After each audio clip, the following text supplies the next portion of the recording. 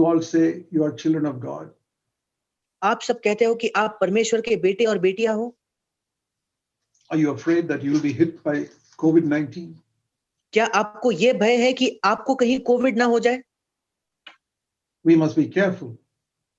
हमें देखभाल करनी चाहिए। When the devil told Jesus to jump off the roof of the temple, Jesus said, "No, I'm not going to do that." जब शैतान ने यीशु मसीह से कहा कि उस मंदिर के ऊंचे स्थान से वो कूद जाए, यीशु मसीह ने कहा मैं ये नहीं करूंगा। You have to be careful. There are stairs. You must go down the stairs.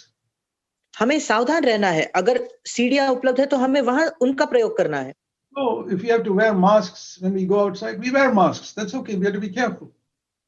और इसलिए अगर बाहर जाते समय हमें मास्क पहनना जरूरी है तो हम उसको पहनते हैं, क्योंकि हमें सावधान रहना है। We don't have to live in fear. पर हम भय में नहीं जीते। The hairs on your head are numbered. हमारे सर पे जितने बाल हैं उनकी भी गिनती प्रभु के पास है। Our Father who art in heaven. हमारे पिता जो स्वर्ग में है। Okay.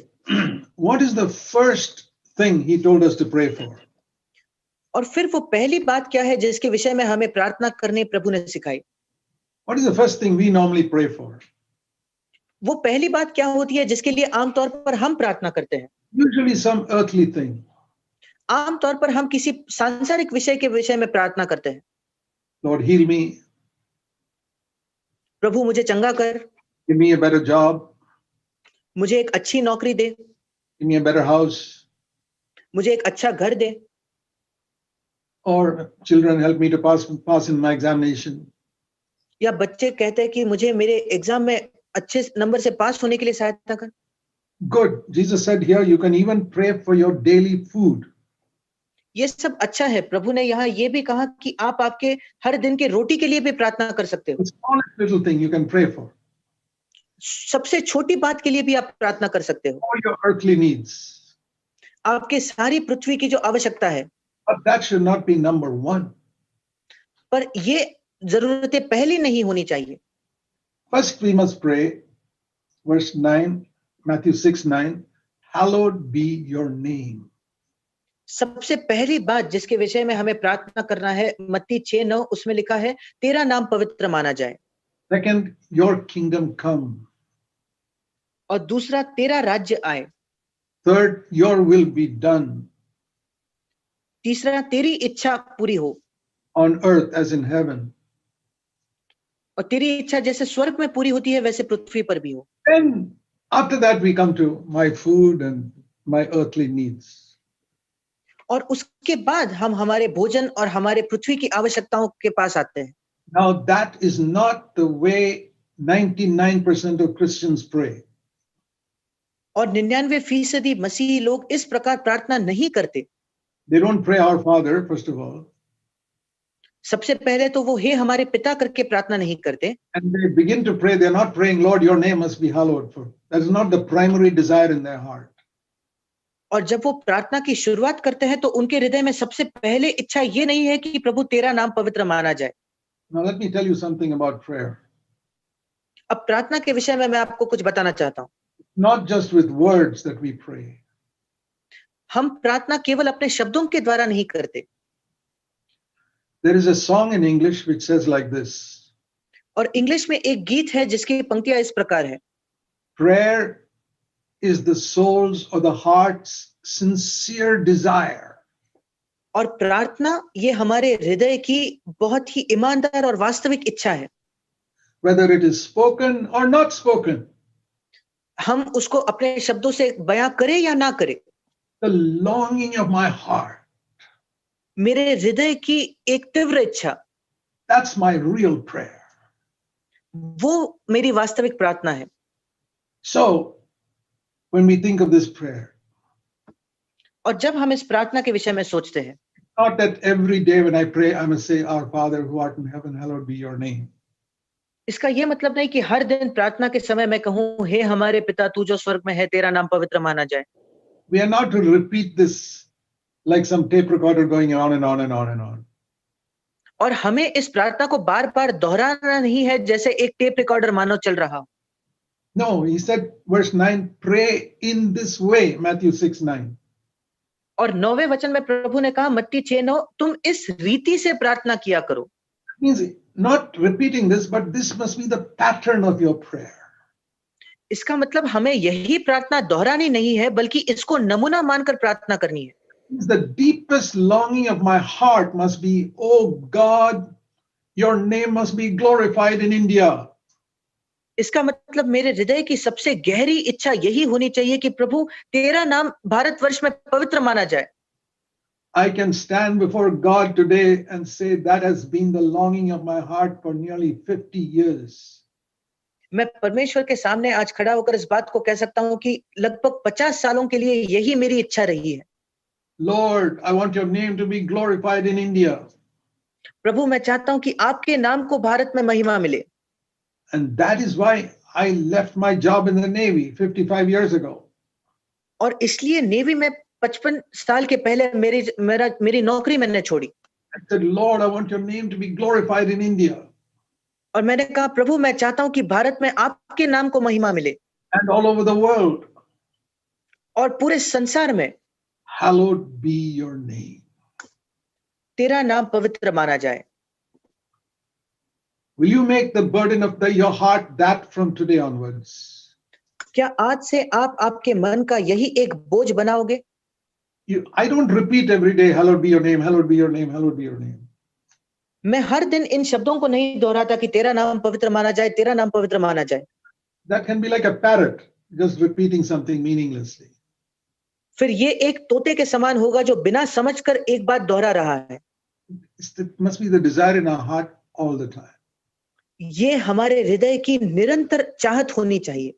That is how we have built these CFC churches, इसी प्रकार से हमने इन CFC चर्चेस का निर्माण किया है, where God sees people who have a great desire. God's name must be glorified in this town, in this village. जब परमेश्वर ऐसे लोगों को देखता है जिनके मन में ये तीव्र चाहत है कि प्रभु का नाम इस गांव में और इस शहर में महिमा मिलने पाए। Those are the only people fit to lead a church as elders. सिर्फ ऐसे ही लोग इस बात के योग्य है कि वो एक कलीसिया के अगुवे बने, Who have no desire for name or fame or anything for themselves. जिनको अपने नाम के लिए, अपनी प्रतिष्ठा के लिए कोई चाहत नहीं है। Who say, Lord, I don't care whom you use, let your name be glorified. जो ये कहे कि प्रभु मुझे इस बात से कोई फर्क नहीं पड़ता कि आप किसका इस्तेमाल करो, आपके नाम को महिमा मिलने दो। Let anybody lead, let anybody preach, make me the cleaner of the floor or the washer of the feet, let your name be glorified. प्रभु कोई भी हमारी अगुवाई करे, कोई भी व्यक्ति प्रचार करे, मुझे सिर्फ एक सफाई करने वाला व्यक्ति बनने दो, पर आपके नाम को महिमा मिले। God will use anybody who's like that. प्रभु ऐसे किसी भी व्यक्ति का इस्तेमाल करेगा जो इस प्रकार से रहता हो। That's what I pray. मैंने यही प्रार्थना की। I don't want to be a leader of anybody. I want to wash people's feet. मुझे भी किसी भी व्यक्ति का अगुवा नहीं बनना है, मुझे लोगों के पैर धोने। My Lord washed people's feet. Who do you think I am to do something else other than that? मेरे प्रभु ने उसके शिष्यों के पांव धोए, आप क्या सोचते हो मैं कौन हूं कि मैं इसके बजाय कुछ करूं? Lord, let your name be glorified. That's all I want. प्रभु आपके नाम को महिमा मिले, मैं बस यही चाहता हूं। And the name of God is blasphemed in India today. और आज परमेश्वर के नाम की भारत में निंदा हो रही है। See Romans chapter 2. रोमियो की पत्री उसका 2 अध्याय। Who is blaspheming the name of the Lord Jesus in India today? आज भारतवर्ष में प्रभु यीशु मसीह के नाम की निंदा कौन कर रहा है? Let me tell you honestly. मैं आपको ईमानदारी से ये बात बताना चाहता हूं। Not the non-Christians. जो अविश्वासी है वो लोग नहीं, Because they take the name of some other God. They don't take the name of Jesus Christ. क्योंकि वो किसी अन्य परमेश्वर का नाम लेते हैं, वो यीशु मसीह का नाम नहीं ले रहे। See, to be united to Christ is like getting married to Christ. यीशु मसीह के साथ एक होने का मतलब है यीशु मसीह से विवाह करना। And just like when somebody marries you, he gets your name. और जैसे कब जो व्यक्ति जब आपसे विवाह करता है तो उसको आपका नाम मिलता है। A woman marries you, she becomes Mrs. So-and-so. जब एक स्त्री आपसे विवाह करती है तो उसका नाम, आपका नाम वो लेती है। Then she gets your name. फिर उसको आपका नाम मिलता है, then she can spoil your name by the way she behaves.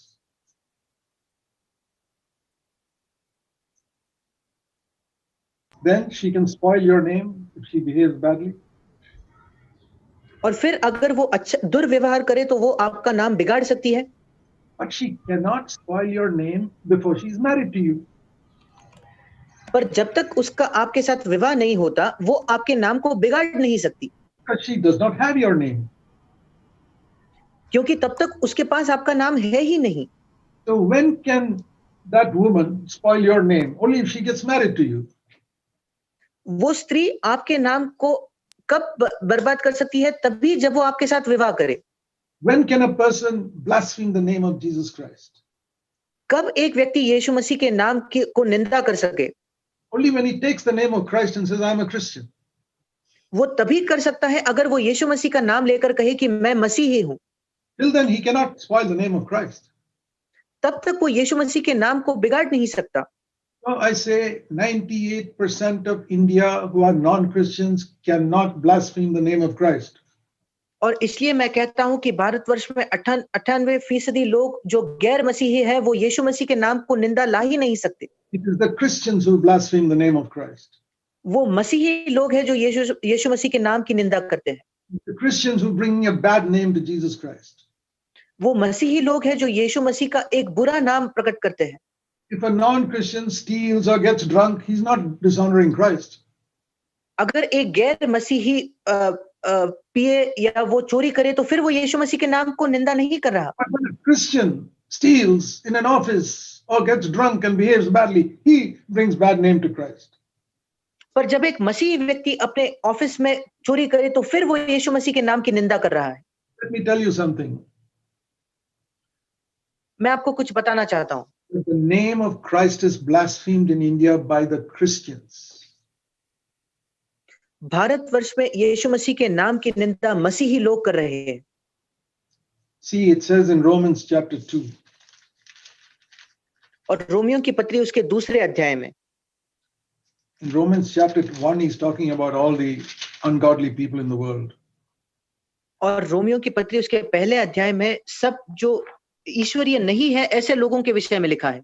In Romans chapter 2, he's talking to the Jewish people who had the true Bible and knew the true God. और Romeo की पत्री उसके दूसरे अध्याय में वो यहूदी लोगों के विषय में कहता है जिनके पास बाइबल थी और जो सच्चे परमेश्वर को जानते थे। Like today we can say to the Christians who have the Bible. जैसे आज हम मसीही लोगों को कह सकते हैं जिनके पास बाइबल है। And to them the Holy Spirit says.